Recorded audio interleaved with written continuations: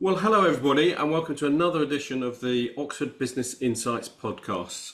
Today we're going to hear about atoms to innovation, and we're going to learn how quantum detectors is redefining scientific imaging. I'm absolutely delighted to introduce my guest today, who's the CEO of Quantum Detectors, and that's Roger Goldsbrough. Hello, Roger, and welcome aboard. Hello, Nick. Thanks very much for giving me the chance to talk about it. Excellent. So we're really going to talk about quite a wide-ranging aspect of business development here. So we're talking from a government spin out to a global exporter. It really is quite a impressive story. And Roger's leading a revolution in how we see the smallest building blocks of our universe. I'm not a scientist, absolutely fascinates me. I do know something about business, and I think what you've done with the business over the last few years is absolutely extraordinary. So perhaps let's start at the beginning, Roger. Tell us how you got into science and business, and take us back to the beginning before you started Quantum Detectors. How did you become a scientist in the first place? I think I'd always been driven by sort of a scientific sense of inquiry and how things worked. I was one of those kids that how was a more interesting question, almost than why. As I grew up, I always wanted to know how it worked, why it worked, what was going on here. Yeah. I think my family background was part of that. Engineers go back a couple of Right. generations, Okay. but really, I was just really most excited by physics when I was at Right. school, and so that drove me to then pursue that at university. Okay. And so you then went to university, you studied physics there. Tell us a little bit how that developed into really at quite a young stage of young age. You got into the business side as well after graduating. But tell us a little bit about that transition story from university to business. Sure. So I went and studied physics at Manchester. I did the 4 year MPhil degree, and that was fantastic. Manchester was an incredible city, great place to meet loads of people and do Yeah. lots of really exciting things. It was also a really broad physics department. It was one of the larger physics departments in the country. And so that meant there were a really wide range of different areas of Yeah. physics that you could really get into. And they had lots of practical experiments going on. So I really loved rolling my sleeves up and getting stuck into that for the first few years I was Yeah. there. And then I had some friends that had broader interests and started looking into societies and other things. So I got involved in photography and Yeah. also in large sound systems. There's a music event venue there called the Academy, and Yeah. they were selling their sound system, Right. which we put together our student loan, me and a good friend, who became my best man at my wedding, and we Yeah. put together the £1,000 each or something we had, and managed to convince them to drop their eBay listing and sell this sound system to us, which we Yeah. then hawked around to some free parties and started renting it out to clubs and other bits and bobs. But just on the side as Yeah. a side hustle when I was at university, Yeah. not much of a focus there. And then towards the end of the 4th year, we started working on another company that was based on a three-dimensional display that we were trying to Right. develop again with the sort of the club scene as its primary market. And then we started thinking maybe we could sell it into advertising or something along Yeah. those lines. And that meant that when I came to the end of my degree, by which point I felt that in the first couple of years, it was exactly what I wanted. It was really helping me answer these questions Yeah. on how the world worked and what was going on behind it. But then as time went on, I started to realize that I was learning more and more niche and detailed aspects of quantum mechanics and physics that wasn't reflected in my everyday Yeah. experience of reality. And also that I was learning that there was a lot more going on in the world than physics. There was a lot to be said about how markets work and the Yeah. influence that people have on the world. And there's a lot more to the world than physics. Yeah. And so I think I departed a little bit from the impact of physics on everything that Yeah. I truly believe when I started the degree. And so towards the end of it, I started thinking, well, what else can I do that's interesting and matters? And so when I finished the degree, I actually went and developed these side hustles more. So started working in this three-dimensional display company, Yeah. started renting out the sound systems to nightclubs, and started working on wedding photography. Yeah. So I felt that that was a great place to be for a while. But actually, as valuable as all those industries are and as things to do, I felt like I wasn't going to have a great impact in any of those Yeah. areas. And that actually what I was going to do was, um, I guess, just find myself in a lifestyle business where I was just continuing to do those Yeah. activities indefinitely. There was no particular growth opportunity for me Right. in that area. And I didn't feel like I was making the impact I could and wanted to do something that mattered more to me, I think, than I was able to do in those applications. So that took me back to my work experience at the end of my first year of university, where I went to work at one of the UK's national labs at Daresbury, which is halfway between Liverpool and Manchester. Yeah. In 2003, I'd started testing one of the chips that they're been developing, called the Star Tracker chip, and trying to detect whether or not it was sensitive to electrons, which was a great experiment for a first year physics graduate student to be trying out. And also, it was trying something new, and I had to build a whole experiment. And it was a very interesting project, but it didn't lead to me wanting to necessarily get a job as a scientist by the end. Yeah. But I did go back to the lab and talk to them about, what I was up to, and spoke to one of the guys in a pub one evening about the commercial undertakings I'd been doing since I left university. And he suggested that I got in touch with the lab and asked whether they had anything relevant, going, because he had an inside track on the fact they were trying to spin out a company to sell detectors that they'd been working on for the past 20 years. Okay. So I did that. And the combination of my knowledge of the detectors that I'd been working on and my newly gained commercial acumen, early and young as it was, enabled me to secure that job with £100,000 funding to just try and sell some of the products that they'd developed over the last 20 years at Daresbury for use at synchrotrons, and to see if they had other markets elsewhere and what else I could do with those ideas and early innovations that they'd had. So I then founded the company. Yeah. I built the website. I started trying to find opportunities to sell these different ideas and technologies to different synchrotrons, to laser labs, to different people. But it was really quite a wide range of technologies that they had, and none of them had really strong market pull.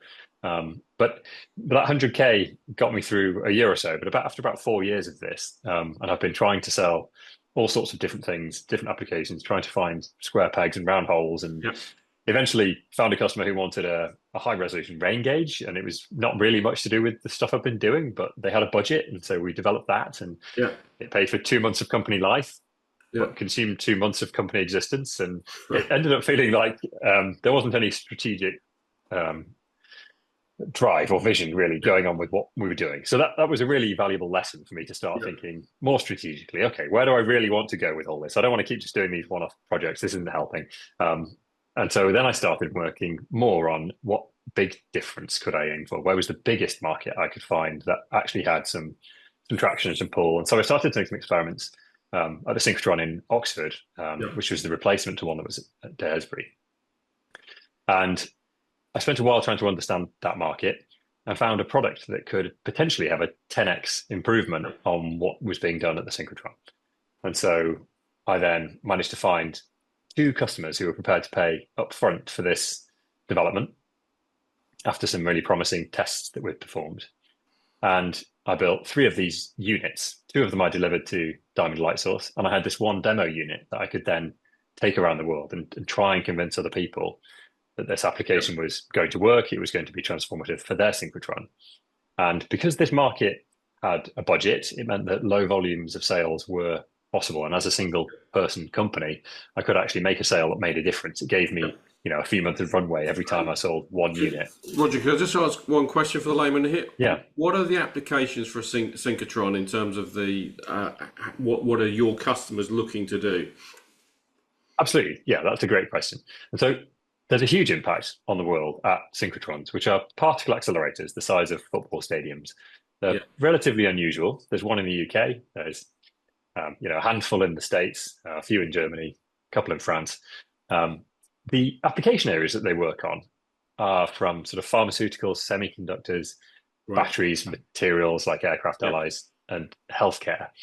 But the kind of examples of those broad brush topics I could be a bit more specific about. For example, in the COVID-19 pandemic, it was synchrotron and X-ray crystallography and other areas like transmission electron microscopy, which that's a mouthful, but we'll come on to it shortly. They were crucial in the solving of the spike protein structure. And that knowledge underpinned the rapid design of the mRNA vaccines that Pfizer and Moderna used.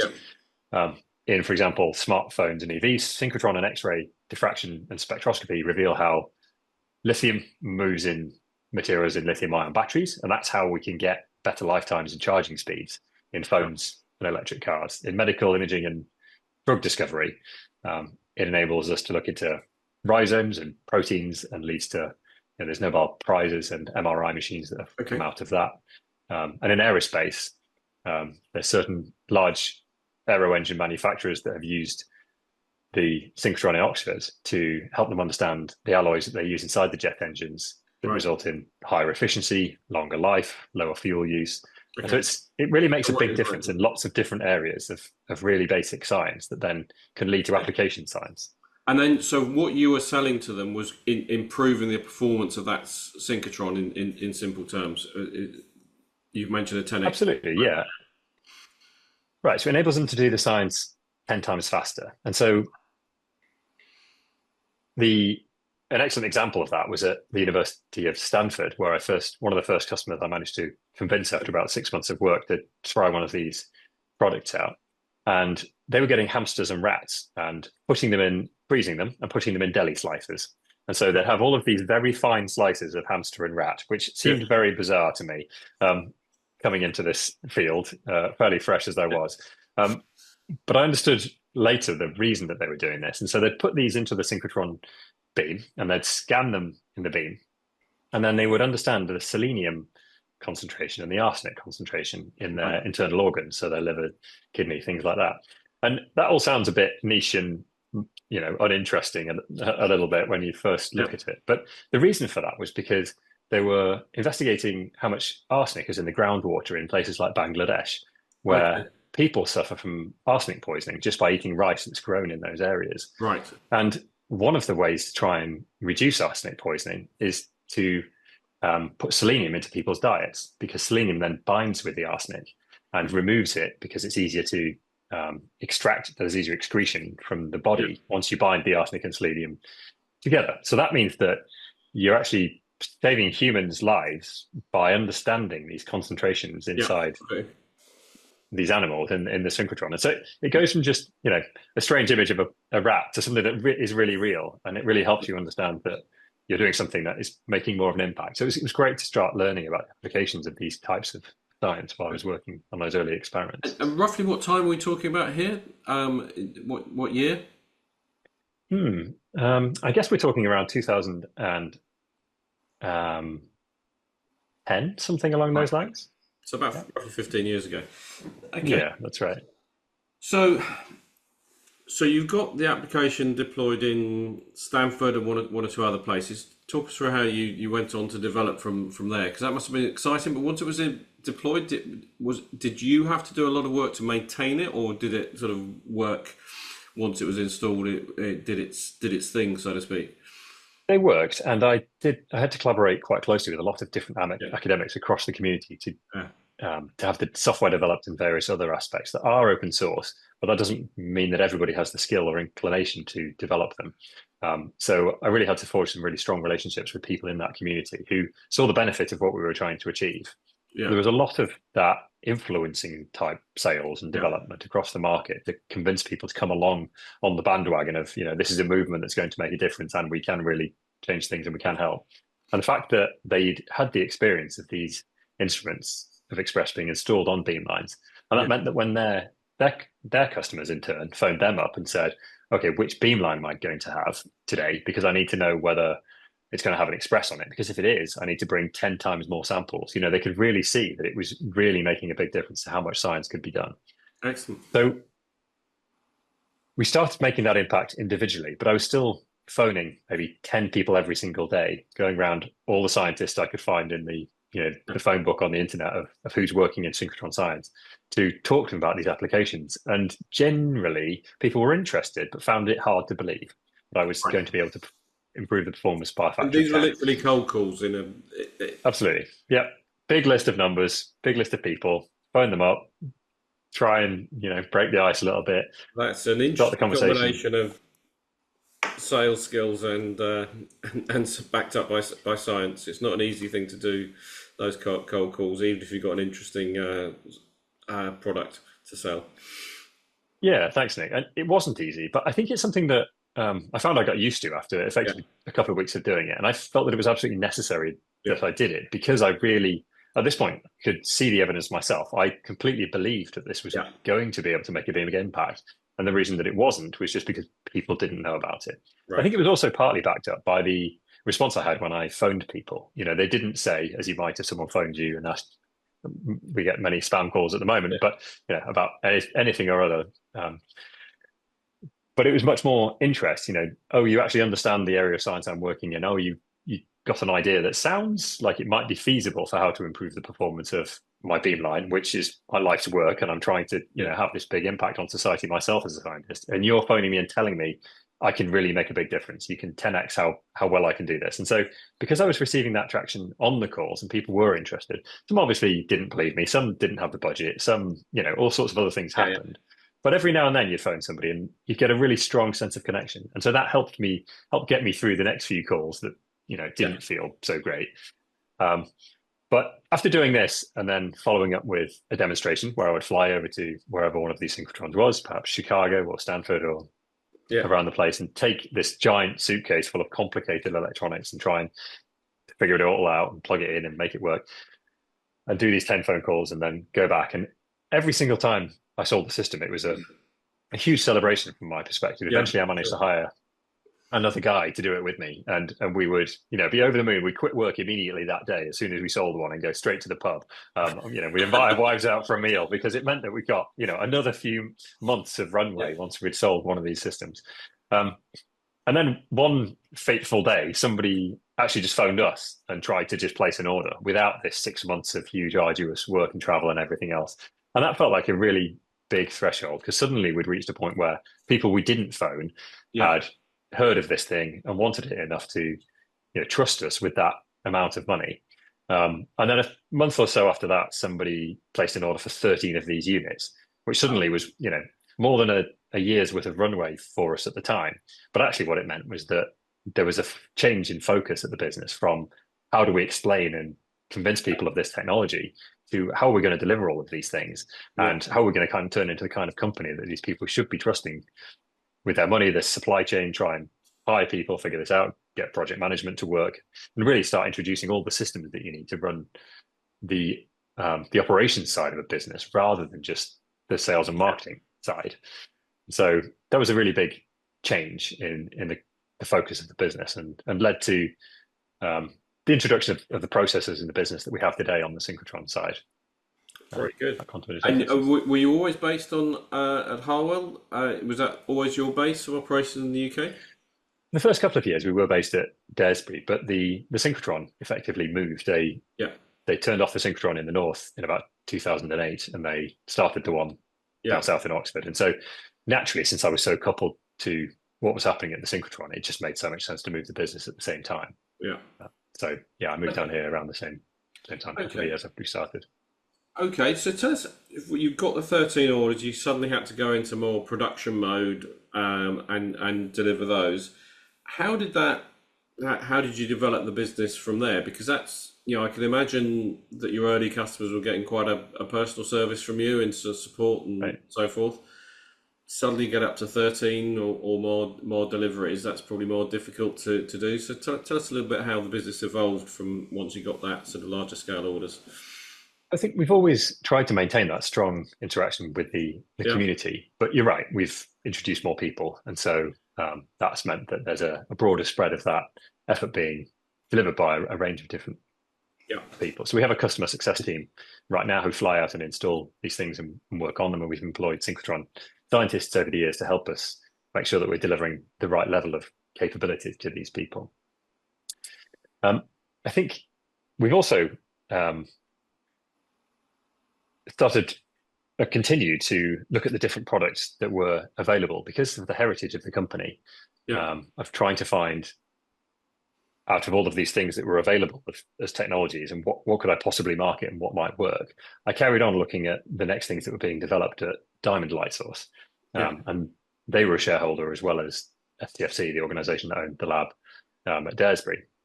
And so I carried on working closely with the detector groups and trying to understand what other detectors might be available and how else we could serve this market we were so involved in. And actually in one of those conversations, we started developing the commercial case for a product called Merlin, which is an area detector. So Express reads out individual pixels, whereas Merlin is more like a standard camera that you might find on the back of your phone in some ways. So it takes pictures, and it takes about 2,000 pictures per second. And they were developing this at Diamond Light Source to do imaging studies and various other things. But actually, I then got pulled aside by a scientist while I was at Diamond, and we sat down under some stairs, and he was just explaining that while this product made a bit of a difference to what could be happening at synchrotrons, the really transformative place to put it to use would be in a transmission electron microscope, which was something I didn't know anything at all about at the time, to be honest. But whereas most microscopes that we'll have come across at school, where you have the binoculars that you put your eyes to, and you look at something and light is shining into your eyes through that microscope, the electron microscope works under a similar principle. It's firing electrons into a sample, but then obviously not into your eyes, but into a detector. And so the detectors at the time could take perhaps 5 images per second, whereas Merlin could take 2,000 images per second. Wow. And the quality of the images was also much better, and you could quantify the measurement that was being undertaken by Merlin. So then you could take it away and do computational analysis, which means that you can then vastly improve on the quality of the data that you're taking.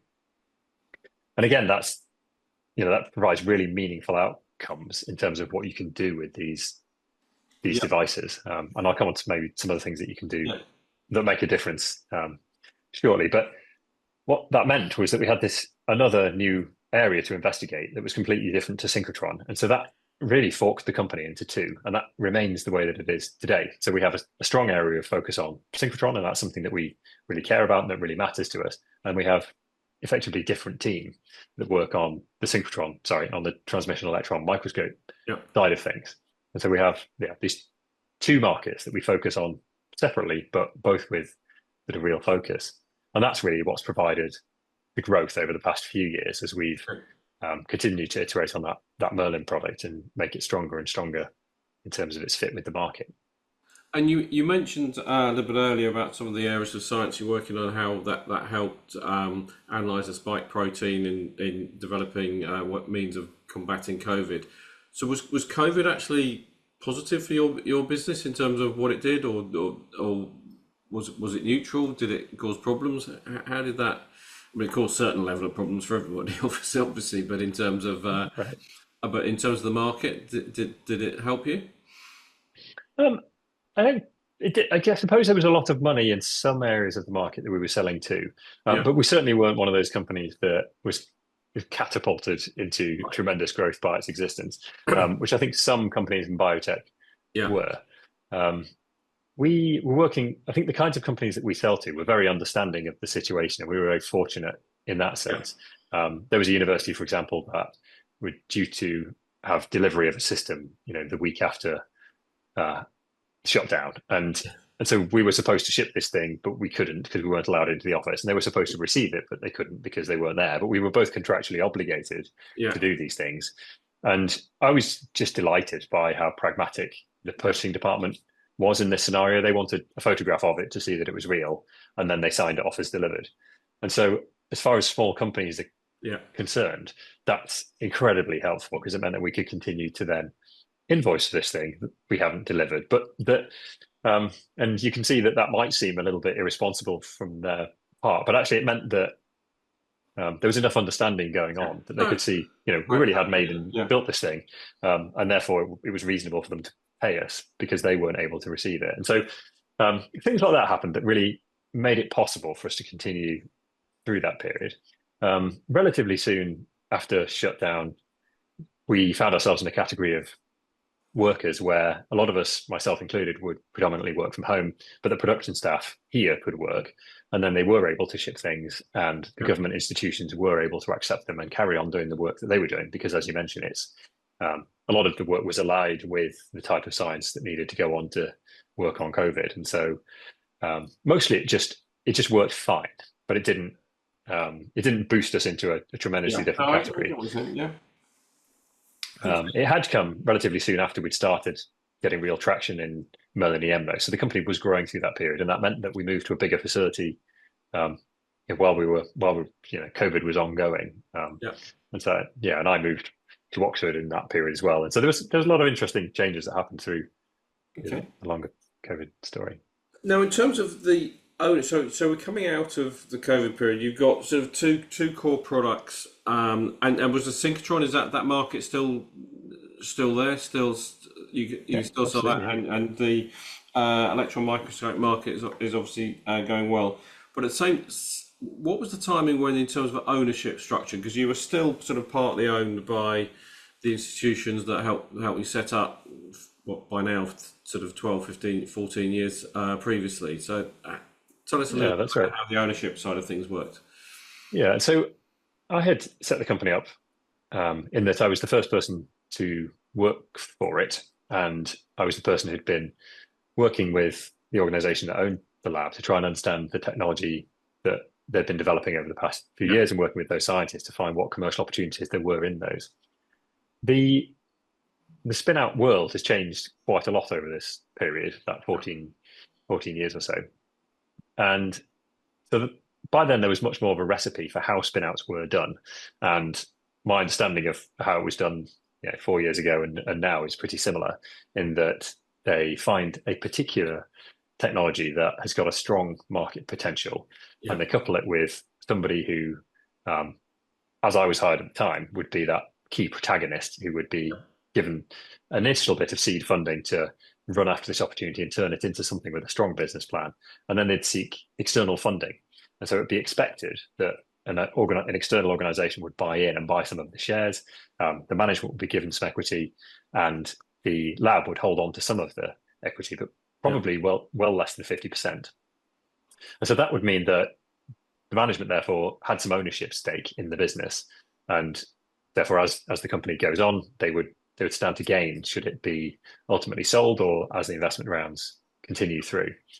That was very different when I started this way back in 2007, in that I was employed just as an employee, effectively a manager of the company, and I wasn't given any equity. There were lots of discussions over the many years, as you can yeah. quite imagine, Yeah, I can imagine. as I was, keen for that to happen. But there were thresholds put in place, and then things changed and moved. And I think partly because there'd also been a little bit of a rotating cast of people who'd been responsible for the spin out part of the lab, and so there'd been at one time an idea that this quantum detectors would be a permanent part of the lab and a mechanism by which it would always send technology that didn't have a big enough demand to turn into its own separate Yeah, spin-out company.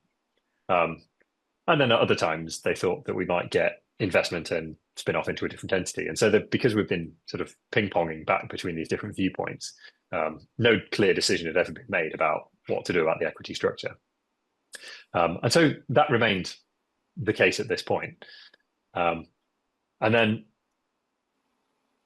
the Merlin product continued to flourish, continued to grow. We've been working really well on that. We managed to find some really exciting science to be done with Merlin as well. For example, at the University of Cambridge, they published some papers in Nature and in Science about the structure of solar cells quite recently, which was really interesting, yeah, where they found using a Merlin that there were sort of collections of defects being put into solar cells that they called deep traps that were trapping a lot of the energy that right. was being collected by the solar cell.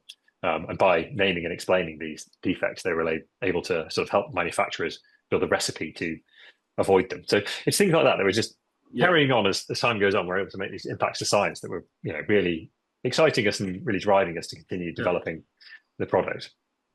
And then there was a huge opportunity for us. These technologies I mentioned have mostly come from STFC, which owned Daresbury and Diamond Light Source. But behind the Diamond Light Source Merlin is the chip that was developed at CERN. And so the chips at CERN were often developed for particle physics applications. We've all heard of CERN and understand that they're sending these particles around in this great big circle around Switzerland and France to smash into one another. yeah, And when they explode, CERN is keen to then detect all these things that have flown yeah. off and then go back and reconstruct, well, what was it that blew up? And so because they got really good at making chips, they'd made chips for other types of applications. And so we were fortunate that one of the chips they'd made was what powered the Merlin detector and enabled it to take Right. these 2000 frames a second. They then developed the next generation of this chip that was a million times better in terms of time resolution. And so it You could, literally do mean a million times better, is it? yeah, absolutely, genuinely a million This times is better. a scientist million, not a marketeer's million. That's right. Yes. Okay. And so previously we were doing 2000 frames per second, and now we're able to do 200 picoseconds of time Wow. resolution, or to take frames at 40,000 frames a second. So just to give you some kind of idea of what impact that has. So in 200 picoseconds, light would travel 6 centimeters. So Wow. across a business card Yeah. in that time. A bullet would travel about 200 nanometers, which is about a 500th of the width of a human hair. So we're able to capture events that are that far apart. So it's really fine time resolution. And in terms of capturing a full frame, we could do 40,000 of those a second. So if you're driving along the motorway, you drive about 0.8 millimeters in the time between us taking full frames. But it's really helping us to um, make a huge difference in the time resolution that's happening.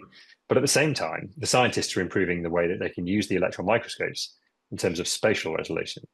And so a lab I was talking to a couple of weeks ago that's in Washington, we're talking about doing 36 picometer reconstructions. And so we've got 200 picosecond time resolution and 36 picometer reconstructions. And that's when people talk about atomic resolution, they're able to see atoms. They're talking about 100 picometers. And so the fact that these guys can see smaller than that means they can see the atoms moving around inside structures. So it's absolutely phenomenal levels of Yeah. detail. And this new chip was something that we were then able to secure. And again, that allows us to go back to those same set of customers and make these huge leaps and these Right. wild claims about the new things that we can do with this detector. But that million times improvement is the same as looking at a football pitch and seeing the football move around on it to then being Yeah. able to see every single blade of grass moving individually. Yeah. It's really radical changes that we're able to make to the capabilities of these scientists, which is it's just really exciting to be And involved in so, that. what's the response? I mean, imagine the response. I mean, when you phone up people now, do you have to go through the persuasion, and do people, the scientists, sort of believe you? Is it known how good this product now is, or have you still got to educate the market?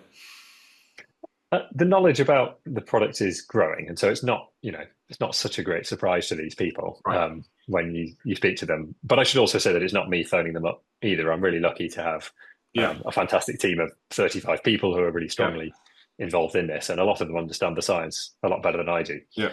We've been very lucky in the teams that we've been able to hire, Yeah. and how strongly they pull together, how well they understand the market. And that's enabled us as a company to do some relatively unusual things. As a small, modest business based in Oxfordshire, we're able to come up with these ideas that are really able to impact the world in really Yeah. exciting And ways, it's and to fantastic. actually execute on that. Can I just take you back just to complete the story about the ownership side of things? I'm not sure. So when did you take sort of ownership of, or away from sort of government or institutional ownership? Right. So that was really recently. So that was just at the beginning of what we call this financial year, so the beginning of April. Right. Um, So it's very recent.